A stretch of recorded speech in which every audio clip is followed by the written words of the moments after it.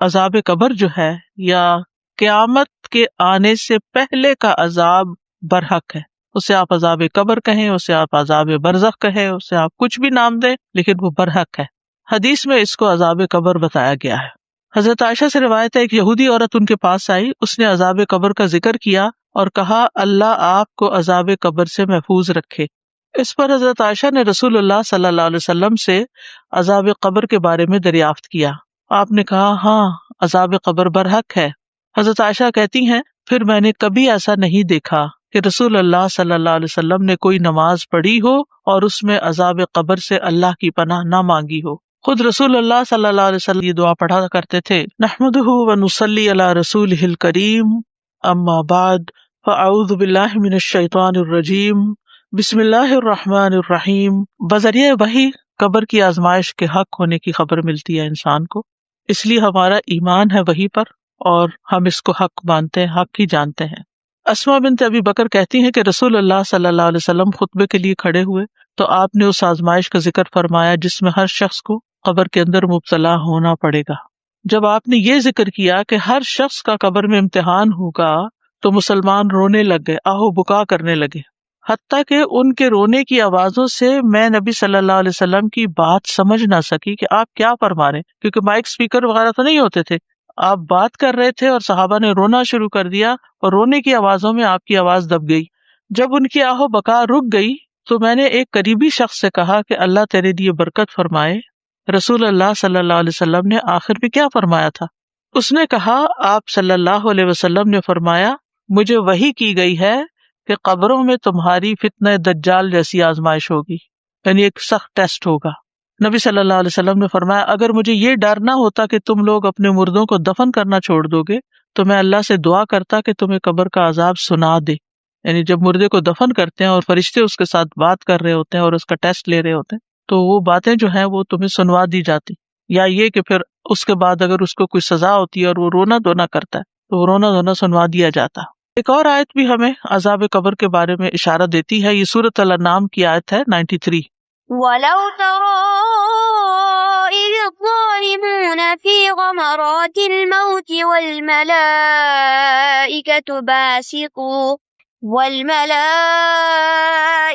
بَاسِطُو أَيْدِيهِمْ أَخْرِجُوا أَنفُسَكُمْ الْيَوْمَ تُجْزَوْنَ عَذَابَ الْهُونِ بِمَا كُنتُمْ تَقُولُونَ عَلَى اللَّهِ غَيْرَ الْحَقِّ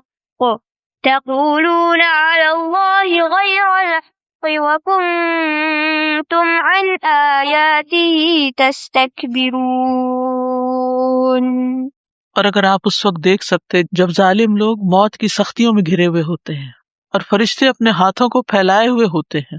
ہم تو نہیں دیکھتے لیکن قرآن بتاتا ہے کہ مرنے والے کے پاس فرشتے بیٹھے ہوتے ہیں اور اپنے ہاتھ آگے کرتے ہیں، کہتے ہیں نکالو اپنی جانیں، آج تم رسوائی کے عذاب سے سزا دیے جاؤ گی اس وجہ سے کہ تم اللہ پر ناحق باتیں کہتے تھے اور تم اس کی آیات سے تکبر کرتے تھے، یعنی اس کی آیات پر جھکتے نہیں تھے یا ان کو مانتے نہیں تھے. یہاں بنیادی طور پر کفر کرنے والوں، تکبر کرنے والوں، اللہ کی بات نہ ماننے والوں کی بات کی جا رہی ہے کہ جب ان کی موت کا وقت آتا ہے تو اس وقت سخت ترین تکلیف ان کو ہوتی ہے، سکرات موت میں ہوتے ہیں اور فرشتے ان کو مار رہے ہوتے ہیں، ڈانٹ رہے ہوتے ہیں اور ان کو دھمکا رہے ہوتے ہیں کہ الیوم تجزون عذاب الہون، آج تمہیں ذلت کا عذاب دیا جائے گا، سخت ذلیل کیا جائے گا. سورۃ انفال میں آتا ہے وَلَوْ تَرَىٰ إِذْ يَتَوَفَّى الَّذِينَ كَفَرُوا الْمَلَائِكَةُ يَضْرِبُونَ وُجُوهَهُمْ وَأَدْبَارَهُمْ، اور کاش آپ دیکھیں جبکہ فرشتے ان لوگوں کو فوت کرتے ہیں جنہوں نے کفر کیا، وہ ان کے چہروں اور پیٹھوں پہ مارتے ہیں. ہمیں تو نظر نہیں آتا مرنے والے کو جو مار پڑ رہی ہوتی، لیکن قرآن بتاتا ہے کہ ایسے ظالموں کی موت جب آتی ہے تو فرشتے ان کو مارتے ہیں، یعنی غصہ بھی کرتے ہیں، مارتے بھی ہیں اور برے عذاب کی خبر بھی دیتے ہیں ان کو، اور ڈانٹ کے کہتے ہیں اخرجوا انفسکم، نکالو اپنی جانیں، یعنی روح کو اپنے جسم سے نکال کے ہمارے حوالے کرو. الیوم تجزون عذاب الہون، آج تمہیں بری طرح رسوا کیا جائے گا. اور یہاں الیوم سے مراد پھر قبر کے عذاب کی طرف اشارہ ہے، یعنی آج تمہارے عذاب قبر کی ابتدا ہو جائے گی. تو علماء یہ کہتے ہیں کہ اس آیت میں واضح طور پر عذاب قبر کی طرف اشارہ ہے، کیونکہ قیامت تو جب اللہ چاہے گا قائم ہوگی، تو تو دنیا اور قیامت کے درمیان یہ برزخ کا جو وقفہ ہے، اس میں انسان جہاں پر بھی ہو، اس کا جسم، اس کی روح، اس کے اوپر عذاب ہوتا ہے۔ کیوں یہاں ان کو سزا دی گئی؟ بما کنتم تقولون علی اللہ غیر الحق، کیونکہ تم اللہ کے بارے میں ناحق باتیں کہتے تھے اور اس کی آیات سے تم تکبر کرتے تھے، یعنی اللہ پہ جھوٹ باندھتے تھے، اللہ تعالیٰ کی صحیح پہچان ہی نہیں تھی، اللہ تعالیٰ پر اعتراضات کیا کرتے تھے۔ اس بات سے بہت ڈرنا چاہیے، یہ قابل مواخذہ چیز ہے کہ انسان اللہ تعالیٰ کے کسی فیصلے کو ظالمانہ فیصلہ کہے، نعوذ باللہ، یا اللہ تعالیٰ کے بارے میں ناحق بات کرے کہ اللہ نے بیٹا بنا لیا یا اللہ نے کوئی شریک بنا لیا اپنا، ایسی کوئی بھی چیز نہیں ہے۔ اور دوسرا یہ کہ آیات کے مقابلے میں اپنی عقل، اپنی رائے، اپنی لاجک کو پیش کرنا اور آیات کو حقیر سمجھنا اور احکامات کو مصیبت سمجھنا۔ اللہ تعالیٰ کی بات اگر ہماری سمجھ میں نہیں آتی تو تکبر تو نہ کرے نا کہ ہماری سمجھ بہت بڑی ہے اور ہم جو کہہ رہے ہیں وہ زیادہ بہتر ہے۔ قبر کی زندگی ایک حقیقی زندگی ہے، حقیقت پر مبنی ہے، اور قبر آخرت کی منزلوں میں سے پہلی منزل ہے، یعنی آخرت کا سفر موت کے بعد قبر سے شروع ہوتا ہے، پہلا مرحلہ ہے۔ رسول اللہ صلی اللہ علیہ وسلم نے فرمایا قبر آخرت کی پہلی منزل ہے، اگر وہاں نجات مل گئی اس کے بعد کے سارے مراحل آسان ہو جائیں گی، اور اگر وہاں نجات نہ ملی تو اس کے بعد کے سارے مرحلے مشکل ہوں گے، اگلے جتنے بھی سٹیپس ہیں جنت تک پہنچنے کے۔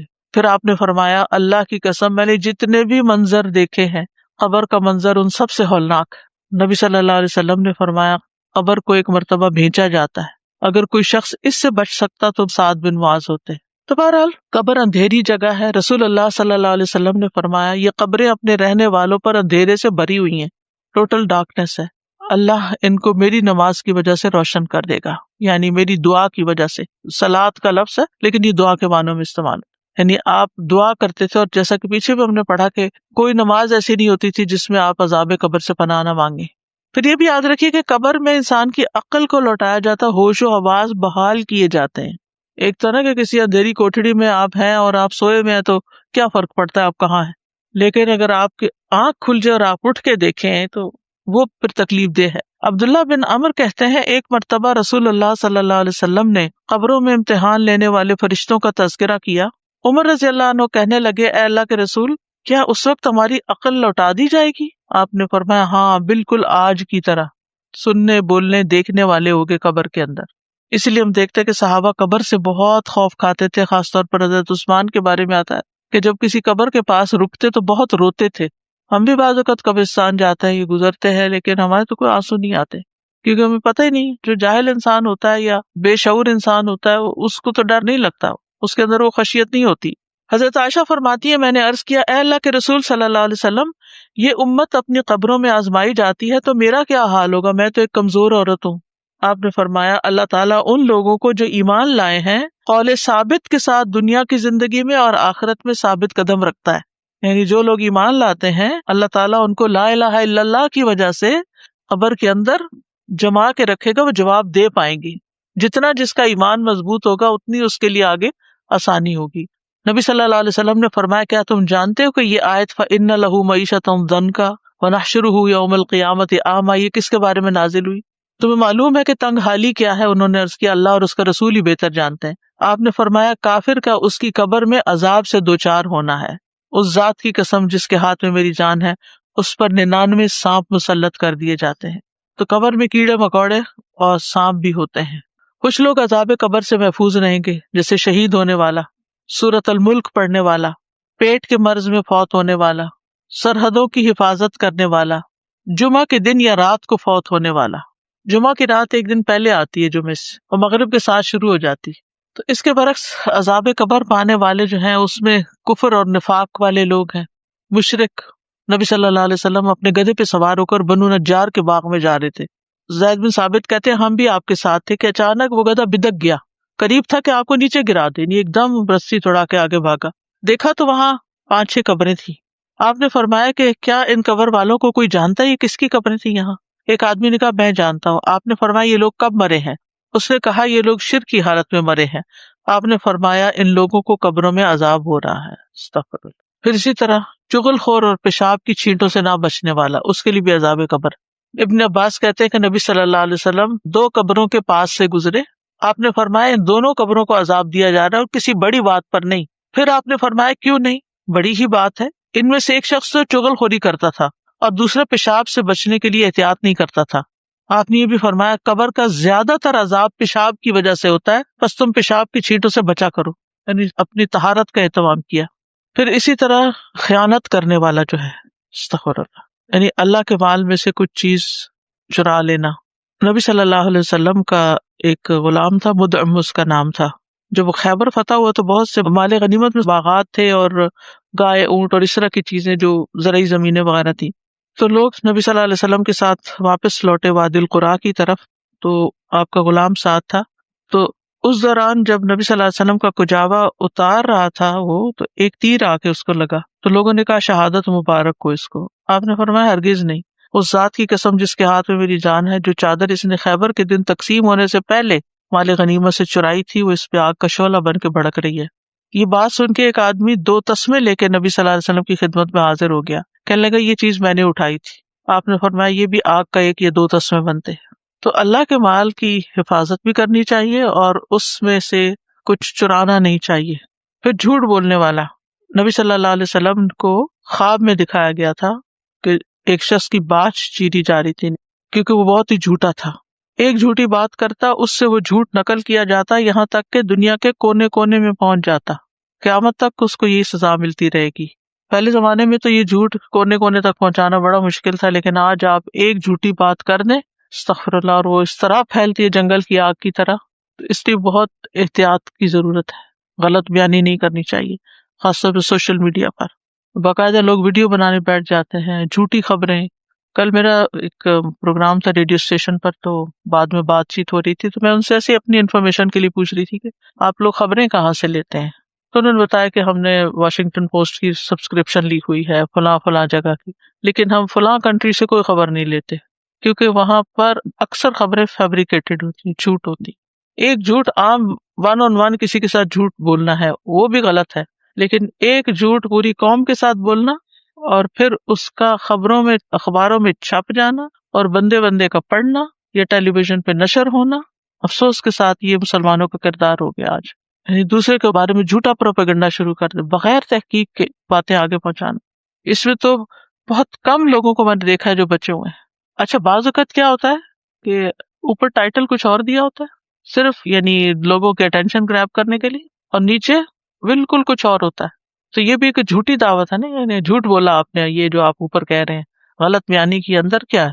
پھر اسی طرح بے جا باتیں کرنے والا، نبی صلی اللہ علیہ وسلم نے فرمایا جب کوئی مرنے والا مرتا ہے اور اس پر رونے والا کھڑا ہو اور کہے کہ اے میرے پہاڑ یا وا جبل ہو، یعنی ایک ان کا طریقہ تھا کسی کو بڑا بنانے کا نا، جیسے کہتے ہیں آئرن وومن، اور یعنی پہاڑ جیسا حوصلہ اور فلاں، اے میرے سردار، یا اس طرح کے کوئی اور الفاظ اس کے بارے میں کہے میت کے بارے میں، تو میت پر 2 فرشتے مقرر کیے جاتے ہیں جو اس کے سینے پہ گھونسے مارتے ہیں اور پوچھتے ہیں تم ایسے ہی تھے. جھوٹی تعریفیں بھی نہیں کرنی چاہیے. یہ جو ہم پڑھتے ہیں نا کہ میت کے بارے میں اچھی تعریف کرو تاکہ گواہی اچھی ہو، تو جھوٹی بھی نہ کرو، جو وہ نہیں ہے وہ بھی نہ کرو، کیونکہ اس کو ثواب نہیں ملنا، الٹا اس کو سزا ملنی ہے. پھر اسی طرح علم حاصل کرنے کے بعد مرتد ہونے والا. حضرت انس کہتے ہیں کہ ایک شخص پہلے عیسائی تھا پھر مسلمان ہو گیا، اس سے سورۃ البقرہ اور آل عمران پڑھی، وہ نبی صلی اللہ علیہ وسلم کا کاتب بن گیا، پھر مرتد ہو کر دوبارہ عیسائی بن گیا. کہنے لگا جو کچھ میں نے لکھ کے دیا ہے وہ میں نے لکھا ہے، اس کے سوا محمد کو کچھ بھی معلوم نہیں صلی اللہ علیہ وسلم. تو اللہ نے اس کو موت دے دی، لوگوں نے اسے دفن کیا. صبح ہوئی تو وہ زمین سے باہر پھینکا ہوا تھا. لوگوں نے کہا کہ یہ محمد صلی اللہ علیہ وسلم کے ساتھیوں کا کام ہے، کیونکہ ان کا دین چھوڑا تو اس لیے. انہوں نے پھر دوبارہ اس کو دفن کیا، اس زیادہ گہری قبر کھودی. صبح ہوئی تو پھر وہ باہر تھا، پھر تیسری دفعہ پھر ایسے ہی کیا. اب یہ کہ اس کے بعد وہ سمجھ گئے کہ یہ کسی انسان کا کام نہیں ہے، یہ اللہ کی طرف سے ہو رہا ہے کہ زمین اس کو نہیں پناہ دے رہی. اب اس سلسلے میں جو دعائیں نبی صلی اللہ علیہ وسلم نے سکھائیں، نبی صلی اللہ علیہ وسلم ہر نماز کے بعد یہ دعا پڑھا کرتے تھے، اللہم انی اعوذ بک من عذاب القبر واعوذ بک من فتنۃ المسیح الدجال واعوذ بک من فتنۃ المحیا وفتنۃ الممات اللہم انی اعوذ بک من المأثم والمغرم. حضرت عائشہ فرماتی ہے کہ میں نے رسول اللہ صلی اللہ علیہ وسلم کو نماز کے اندر دجال کے فتنے سے پناہ مانگتے سنا، جہاں ربی جل نہیں پڑھتے نا اس ٹائم پر. رسول اللہ صلی اللہ علیہ وسلم نے فرمایا جب تم میں سے کوئی تشہد پڑھ کر فارغ ہو، اتحیات پڑھ لیا، درود شریف پڑھ لیا، تو 4 چیزوں سے اللہ کی پناہ مانگے، جہنم کے عذاب سے، قبر کے عذاب سے، زندگی اور موت کے فتنے سے، اور مسیح الدجال کے شر سے. یہ پناہ مانگنا نماز کا حصہ ہے ایک طرح سے. آپ صلی اللہ علیہ وسلم صحابہ کو یہ دعا اس طرح سکھاتے تھے جیسے قرآن کی کوئی سورت سکھاتے ہیں. اور بعض علماء تو یہ کہتے ہیں کہ اگر یہ دعا نہ پڑھی جائے تو نماز ہی پوری نہیں ہوتی، یعنی نماز انکمپلیٹ رہتی ہے.